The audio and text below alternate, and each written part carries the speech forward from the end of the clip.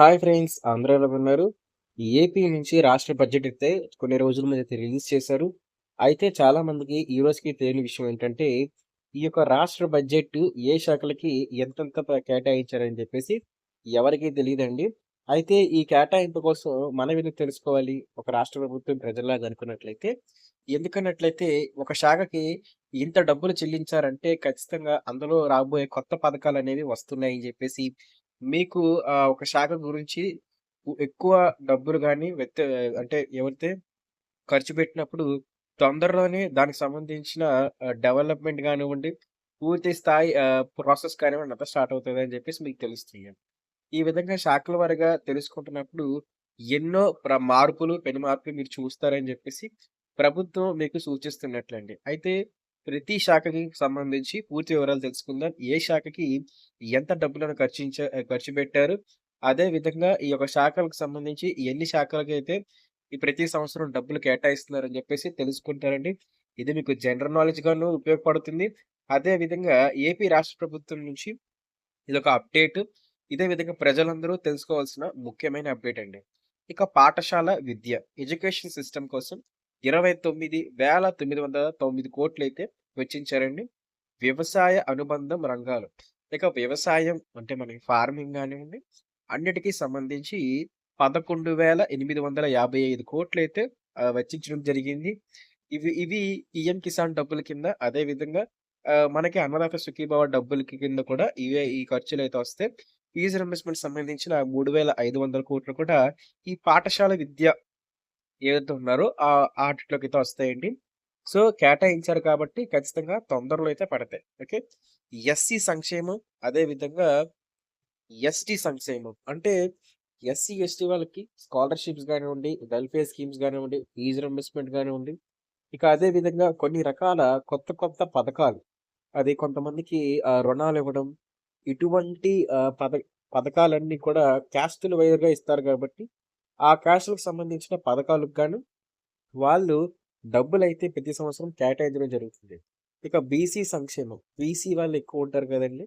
BC వాళ్ళకి సుమారు 40,00,00,000 ఒక 100,00,00,000 తక్కువ, ఒక 1000,00,00,000 తగ్గించి, ఒక 103,00,00,000 తగ్గించి 103,00,00,000 ఒక 93,00,00,000 తగ్గించి 40,00,00,000 వరకు కూడా ఇచ్చారండి. ఓకే. సరిగ్గా నాకు లెక్క అర్థం కాలేదు. మీరు అర్థం చేసుకోండి 39,000,00,00,000 అయితే మాత్రం బీసీ సంక్షేమం. బీసీ ప్రజలందరికీ కూడా సంక్షేమ పథకాలకి సంక్షేమకి నిధులకి ఇచ్చారు. మైనారిటీ ఎవరైతే క్రిస్టియన్, ముస్లింలుంటారో వాళ్ళ సంక్షేమం కోసం 4,376 కోట్లయితే ఇవ్వడం జరిగిందండి. మహిళా శిశు సంక్షేమం, women and children welfare department అంటారు కదా దాన్ని. వుమెన్ సెక్యూరిటీ, చిల్డ్రన్‌కి సంబంధించిన అంగన్‌వాడీలు, అదే విధంగా పౌష్టికాహారాలు, గర్భిణీ స్త్రీలకు సంబంధించి ఇవన్నీ కూడా ఈ యొక్క విధానంలోకైతే వస్తాయి. మానవ వనరులు అభివృద్ధి. ఇక్కడ హ్యూమన్ రిసోర్సెస్ అని చెప్పేసి అంటారు కదా! సో, అభివృద్ధి కూడా అనుకోవచ్చు మీరు. ఇక్కడ హెచ్ఆర్ సంబంధించిన డెవలప్‌మెంట్, ఇక జాబ్స్‌కి సో, ఈ విధంగా ఇవంతా కూడా 1,115 కోట్లయితే వెచ్చించారు. ఓకే. ఇక ఉన్నత విద్య. హైయర్ ఎడ్యుకేషన్స్ ఉంటుంది కదండీ! సో, ఉన్నత విద్యకు మనకి ఫారెన్‌కి ఇవ్వాల్సిన reimbursements. So, higher education MSc, BSc, పీహెచ్‌డీకి సంబంధించి ఆ ఉన్నత విద్యకు కూడా శాఖకైతే ఉంటదండి. సో, వాటికి సంబంధించి కూడా 2,300 కోట్లయితే ప్రభుత్వం అయితే చెల్లించింది. ఇక ఆరోగ్య రంగం, హెల్త్‌కి సంబంధించి 18,000 కోట్ల రూపాయలైతే ఉంటాయండి. అయితే ఇక్కడ మీరు బడ్జెట్‌ని ఏ విధంగా ద్వారా మీకేం తెలుస్తదంటే, ఏ శాఖకి ఎక్కువ డబ్బులైతే ఇస్తారో, ఆ శాఖకైతే మాత్రం ఖచ్చితంగా మీరు తొందరలోనే ఎంత వీలైతే అంత తొందరలోనే పురోగతిని చూస్తారు. ఉదాహరణకి మీకు విద్యా రంగానికి సంబంధించి ఎక్కువ డబ్బులనేవి కేటాయించినట్లయితే, ఎక్కువ బడ్జెట్‌లో నిధులు కేటాయించినప్పుడు, మీకు ఆ రంగానికి సంబంధించి తొందరలోనే డెవలప్‌మెంట్ గాని, తాజా వార్తలు, కొత్త పథకాలు, అదే విధంగా అభివృద్ధి ఇవన్నీ కూడా ఆ సంక్షేమ అదే ఆ ఒక రంగానికి సంబంధించి మీరు చూడబోతున్నారు. అంటే ప్రభుత్వం ఆ రంగానికి సంబంధించి ఎక్కువ దృష్టి పెట్టింది అని జెప్పేసి మనం అర్థం జేసుకోవాలి. ఇక పట్టణాభివృద్ధి. మనకి ఏవైతే సిటీస్ ఉంటాయి గదా! సో, వాటన్నిటిని కూడా డెవలప్ చేయడానికి 11,000 ఒక 10,00,00,000 తక్కువ 490,00,00,000 అయితే ఇచ్చారు. ఇక గృహ నిర్మాణం. చాలా మందేంటంటే ఎన్టీఆర్ హౌసింగ్స్ స్కీమ్స్ కోసం ఉంటారు కదా! టిట్కో ఇల్లులు, ఎన్టీఆర్ హౌసింగ్ స్కీమ్స్ ఇటువంటివి వాటికి సంబంధించి మనకైతే ఏపీలో ఫ్రీ ఇల్లులు కట్టడం, ఇల్లులకి సంబంధించి రుణాలివ్వడం ఇటువంటి వాటి కోసం మనకి 4,000 కోట్ల వరకైతే చెల్లించారండి. జల వనరులు. ఓకే. మనకి నేచురల్ రిసోర్సెస్ అంటారు కదా! సో, వాటికి సంబంధించి ఫారెస్ట్ డిపార్ట్‌మెంట్, ఇక నదులు, డ్యామ్స్ ఇవన్నీ మనకి కట్టడం కోసం ఇవన్నీ డబ్బులైతే కేటాయించారు. పరిశ్రమలు, ఇక వాణిజ్యం. ఓకే. ఇండస్ట్రీస్ సంబంధించి అంటే ఇంధన రంగం, పెట్రోలియం, సో వీటికి సంబంధించి. రవాణా, రోడ్లు, భవనాలు. ఇంకా మనం తొందరలోనే రవాణాకు సంబంధించి కూడా కొత్త రోడ్లు, కొత్త భవనాలు, ఓకే. సిటీస్‌కి సంబంధించి డెవలప్డ్ ప్రాంతాలనేవి చూడబోతున్నాం. ఓకే. యువజన పర్యాటక సాంస్కృతి. మనకిక్కడ ఏవైతే మనకుంటాయి కదా! సో, ఉంటాయి మనకేంటంటే టూరిజం లాంటివి. ఓకే. సో, వీటికి సంబంధించి ఇక ట్రెడిషన్స్ సంబంధించి ఇవంతా కూడా ఇచ్చారు. సో, పోలీస్ శాఖకు 8,495,00,00,000. పర్యావరణం, అటవీ, శాస్త్ర, సాంకేతిక శాఖ. మొత్తం సైంటిఫిక్ స్టడీస్. సో, అదేవిధంగా ఫారెస్ట్ డిపార్ట్‌మెంటు, పర్యావరణం మొత్తం ఇక్కడ ఏంటంటే హెల్త్, మనకి environment cleaning, so, beaches cleaning, so, అదేవిధంగా ఫారెస్ట్‌కి సంబంధించిన ఏవైతే ఫారెస్ట్ డిపార్ట్‌మెంట్ ఉంటుందో అది. ఇక సైంటిఫిక్ రిసర్చెస్ కోసం కూడా మనకైతే మాత్రం సో, పూర్తిగా ఇంత డబ్బులైతే వెచ్చించారు. మీకు ఈ యొక్క బిల్ అనేది మన డిస్క్రిప్షన్‌లో కూడా ఉంటదండి. మన వాట్సాప్ ఛానెల్‌లో కూడా ఏ శాఖకి ఎంత ఇచ్చారని చెప్పేసి తెలుసుకుంటారు. ఒకవేళ మీలో ఎవరైనా సరే జీకే లాంటి జనరల్ నాలెడ్జ్ తెలుసుకోవాలనుకున్నట్లయితే ప్రతి శాఖని గుర్తెట్టుకొని మీకు ఏపీపీఎస్సీ లాంటి ఎగ్జాముల్లో క్వెషన్‌లైతే అడుగుతారు. అలాగే వృద్ధాప్యంలో ఎవరైనా చూసిన వాళ్ళైతే అంతగా చదువు లేకపోయిన వాళ్ళకి కూడా ఉపయోగపడుతుంది. ఎందుకంటే రైతులకు ఇంత డబ్బులిచ్చారంటే మనం కొన్ని అంచనాలు వేయొచ్చు.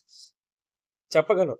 రైతులకి ఇంత డబ్బులిచ్చారంటే ఖచ్చితంగా అన్నదాత సుఖీభవ లాంటి పథకాలు తొందరలోనే అమల్లో పోతున్నాయి అని అర్థం.